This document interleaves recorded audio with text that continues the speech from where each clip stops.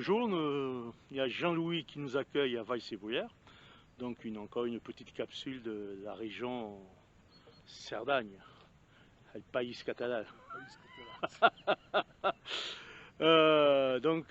Bayard et Bouger, heureux de visiter un endroit qui, au siècle dernier, a permis de vendre des yoses, des chaussettes. Les familles faisaient des chaussettes qui étaient vendues pendant la morte saison, des yoses et de l'agriculture qui étaient vendues à Barcelone. Voilà. Et donc, elles étaient livrées, les gens partaient les livrer. Les gens partaient à Barcelone livrés. Il n'y avait pas d'entreprise de transport. Donc c'était un voyage de plusieurs jours, ça. De plusieurs, peut-être même plusieurs semaines, oui. Ils partaient et ils les vendaient là-bas. Ici, il y avait les ardoises, les lioses, pour rester en catalan. Oui. Alors, on faisait des lioses, on faisait des chaussettes. Voilà, mais on ne les voit pas d'ici, les lioses, elles sont derrière. Ah. Les chaussettes, c'était des chaussettes de laine qu'ils faisaient avec Je les moutons. suppose, oui. Oui, hein, sûrement. Ils devaient faire ça à partir du mouton. Hein. Oui. Parce qu'il y avait plus de moutons que d'habitants. Eh oui. Il y avait 800 moutons à Valls-et-Brouillard. Oh. Il y avait des moutons partout. Oh, bah dis donc. Tout le monde avait des moutons. Alors que chaque été, il en monte. Hein. À l'estive. À l'estive. Mais ils se mettent très haut. D'accord. Oui, parce qu'on les voit même pas. Les moutons, non. Non, on voit les vaches. On voit les vaches, mais les vaches sont plus bas. Ah, voilà. Ils faisaient des chaussettes, oui. Oh, première nouvelle. Toutes les dames faisaient des chaussettes et pendant l'hiver, que les mecs ne pouvaient pas travailler la terre ni les ardoises, ils allaient vendre les chaussettes du côté de Barcelone. Oh, ah bah tu vois, on en apprend tous les jours, c'est bien. Donc ici, c'était de l'artisanat. Les ardoisières, c'était quand même pas individuel, puisque c'était une activité qui regroupe tous les hommes du village. Puis, de toute façon, c'était agricole. Mais l'avantage d'ici, c'est que avec une ou deux vaches, tu vivais. Moi, mes grands-parents, leur dernière habitation, c'était là. Ah bon? Ouais. Là, juste devant, là. Ah, c'est bien, juste là, à Calpao. Ils avaient deux vaches et ils achetaient un cochon une fois par an. Ah, ok. Et avec ça, ils vivaient. Hein. Les poules et les lapins. Les vaches, ils achetaient un cochon une fois par an. Ils faisaient les saucisses et tout ça, la viande et tout. Ouais. Ah, il y a encore. Oh, ben, j'avais jamais. Et puis alors, les habitants ont commencé ça a commencé à descendre, mais alors l'exode, ça a été vraiment en 1914, quand il y a eu la guerre. Ah, déjà. Alors là, ça. C'est la guerre qui a fait que ça s'est vidé? Il y a des gens qui sont morts. Ouais. Il y en a qui sont partis, il y a eu beaucoup de déserteurs qui sont partis à Barcelone, qui ne sont pas revenus. Quoi. Ah, oui. Tu vois beaucoup de gens, des fois tu les vois, ils te disent ils sont barcelonais depuis toujours. Ah oui. Puis ils te disent mais moi, mon arrière-grand-père était de Valls-et-Brouillard. C'est compliqué. Comment sont délimités les terrains? Comment est délimitée la commune de Valls-et-Brouillard? Parce que elle est grande, hein? Oui, mais qu'est-ce qu'elle représente comme en superficie? Superficie. Je ne sais pas si c'est 2500 hectares. Ouais. Hectares. 2500 hectares. Il y a une partie de la montagne. Ah oui, c'est plus grand qu'Océja. Jusqu'à Océja. C'est plus grand qu'Océja? Ouais, c'est plus grand qu'Océja. Et pourtant, on a la forêt. Mais non, mais la forêt d'Océja, c'est autre chose. Elle est sur Océja. Il y en a une grosse partie sur Valls-et-Brouillard. Las Couronnes, par exemple, c'est entre les deux. Ah, d'accord. Ah, mais toujours, on apprend des choses. Et voilà. Mais j'ai lu quelque part on faisait du blé ici aussi, non? Oui, par rapport à l'histoire des criquets, c'est par rapport au blé? Oh, sûrement, oui. Ouais. Mais avant, la forêt n'arrivait pas là. Hein. Ah. Quand j'étais tout petit, que je venais à Valls-et-Brouillard quand mes grands-parents étaient vivants, la forêt n'arrivait pas là. Tout ça, c'était cultivé. Hein. Ah bon? La forêt a gagné beaucoup. Ah bah, ils étaient courageux. Hein. Ah ben, le problème de Valls-et-Brouillard, en fait, c'est pas l'hiver, c'est que c'est pas plat. Il n'y a rien de plat. Oui. Alors les agriculteurs partaient, s'installaient à Estavar, à au Céja, voilà, là où c'est plat. Ouais, parce que, regarde un champ comme ça, comment tu veux faire? Bah oui. Ils faisaient tout ça avec des vaches. Hein. Ouais. Les vaches, elles te faisaient le lait, elles te faisaient le travail, elles faisaient tout. Ouais, ouais. Il n'y a pas si longtemps que ça, c'était cultivé là, Ouais. dans Louis. Hein? Ouais. Ça, il n'y a pas si longtemps, c'était cultivé. Ouais. Bon, maintenant, eh bien, ça sert de. Pour les vaches. Ouais, ça sert d'estive, de package. Ouais. Il y a un agriculteur sur le village, hein, c'est déjà pas mal. C'est fond. Oui. Donc, alors, si on retrace un peu l'histoire de Valls-et-Brouillères, rattachée à la paroisse d'Océja. Elle avait été rattachée au début à Océja, puis ça a été un village, Ouais, jusqu'en 1972, ouais. où elle a été de nouveau rattachée à Océja, jusqu'en 1984. Et depuis, Depuis, c'est un village. c'est un village. Donc, qui grandit. Et pour l'instant, est stable.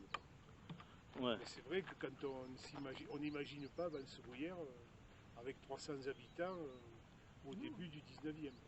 300 habitants. Il y en avait autant qu'à Bourg-Madame. Puisque Bourg-Madame était un village qui est né au début du 19e, Ouais. et celui-là était en plein essor. Mais l'agriculture c'était la principale activité. Mais il est vrai que quand on voit le village avec toutes les... Il n'y a rien de plat, quoi. Rien de plat. Ouais. Donc, les cultures... Donc, c'était très difficile de cultiver. Donc les agriculteurs préféraient descendre dans la plaine c'est pour comme avoir ça. des terrains plats.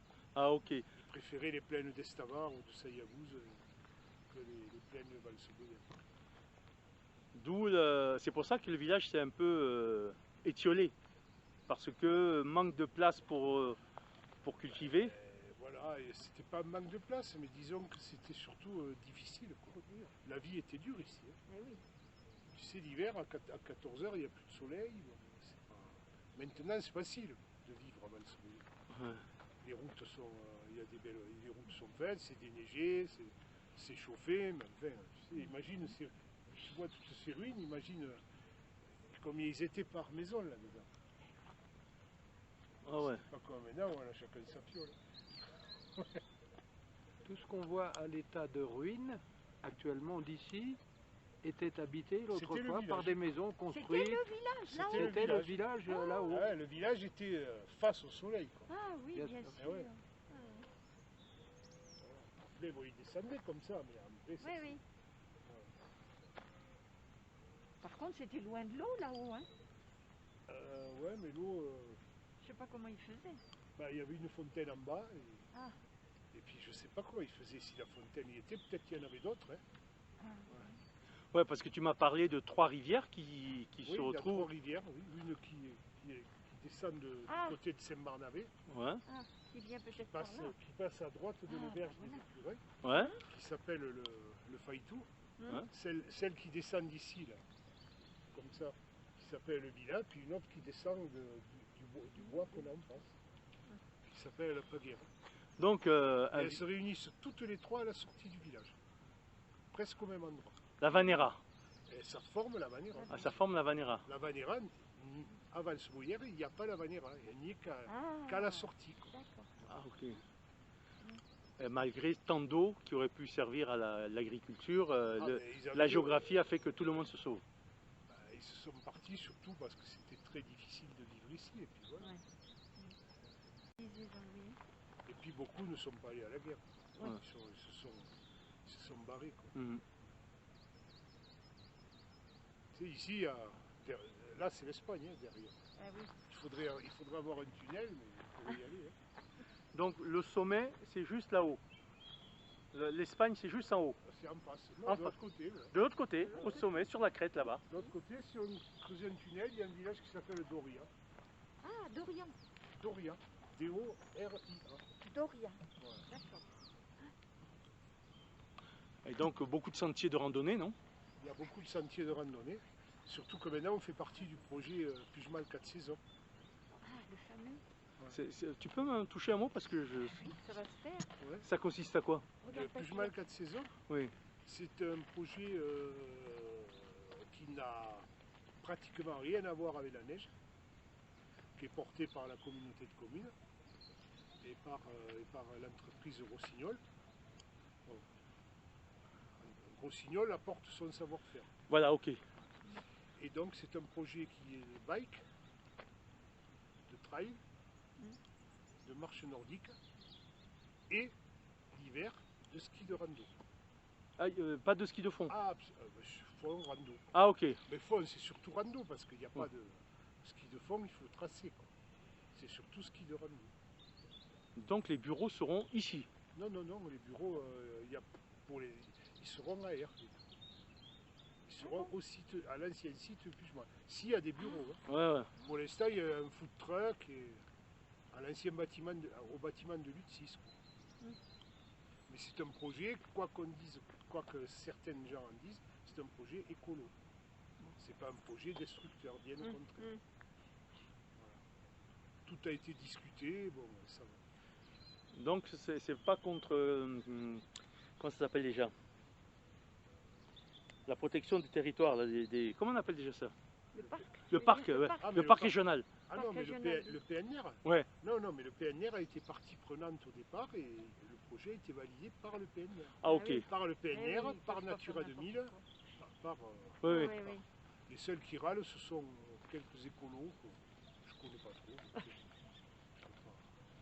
ne veux pas rentrer là-dedans. Comme c'est les personnes qui portent le projet, c'est pas moi au sein de la communauté de communes. Mais pour moi, c'est un projet qui est très bien et qui permet de développer les villages autour, dont notamment Valsebrouillère, puisque ça va jusqu'à Saint-Élocadie, jusqu'à et ça amènera du monde. Voilà. Et donc on prévoit donc des structures d'accueil si des gens viennent ici. Style gîte. Ben, il y a des gîtes, bon, ça il faudra bien le développer. Pour l'instant, c'est un peu au point mort. On va essayer de développer les gîtes, de refaire à l'appart une salle, l'ancienne salle de classe, pour en faire un lieu de vie. Et puis, bon. Mais bon, c'est pas simple, hein. On n'a qu'un budget de 140 000 euros.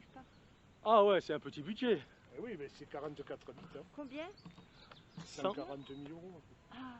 Ouais, 44 habitants. Ah, pour les gîtes, tu veux dire? Non, pour tout. La commune, pour la commune. Ah, pour la commune. Bon, ben c'est pas mal si c'est... Mais bon, c'est pas facile. Si c'est accrédité, c'est déjà pas mal. Ah, ben ça, Voilà. Bon, donc toi, tu es au conseil municipal. Oui. Conseil municipal de Valsebrouillère. Oui, voilà. Et donc tu fais partie des gens qui soutiennent les projets de ton village, Valsebrouillère, puisque tu es en plus natif, mais la famille est d'ici. Ah oui, ma famille est d'ici, oui. Donc c'est un retour aux sources. Mon arrière-grand-père a été maire ici. En 1870. 1870, maire. Donc retour du petit-fils. Voilà. Je suis pas maire. Hein. Voilà. Donc retour aux sources, donc tu t'occupes de la mairie, avec les autres conseillers bien sûr. Voilà, on est 7. Hein. 7 conseillers. Nous sommes 7, dont 5 habitent le village. Ah, c'est bien. Et donc tu as d'autres fonctions aussi, je veux dire administratives, pour ne pas dire comme et autre chose. Ah ben à la communauté de communes, oui, je suis le délégué de Valsebrouillère à la communauté de communes. Monsieur le maire a eu la gentillesse de refuser le poste pour me le laisser. Ah, ça c'est bien. Mais de toute façon, tu es un vieux de la vieille de la Comcom. La Comcom, pas trop, parce que Bourmadame avait toujours refusé d'y être, à mon grande dame d'ailleurs. Ouais. Et puisque moi j'aurais toujours voulu y être. Mais bon, c'est comme ça. Hein. La démocratie a fait que. Ouais. Donc moi je ne suis à la Com que depuis 2014. Super. Donc nous avons un joli petit village ensoleillé jusqu'à quelle heure? Ah ben là, ça y est maintenant, on est en mars. Hein. Ouais. On est presque en avril. Donc. Ouais. Voilà. 17h. Ah, aujourd'hui largement, oui. Ouais. C'est l'hiver surtout quand c'est bas. Ça. Eh oui. Ouais. Des températures de combien dans ce joli petit village? Pas très basse. Ah. Non. Parce que souvent à Bourmadame il fait très froid et tu montes à Valsebrouillère et il fait pas froid.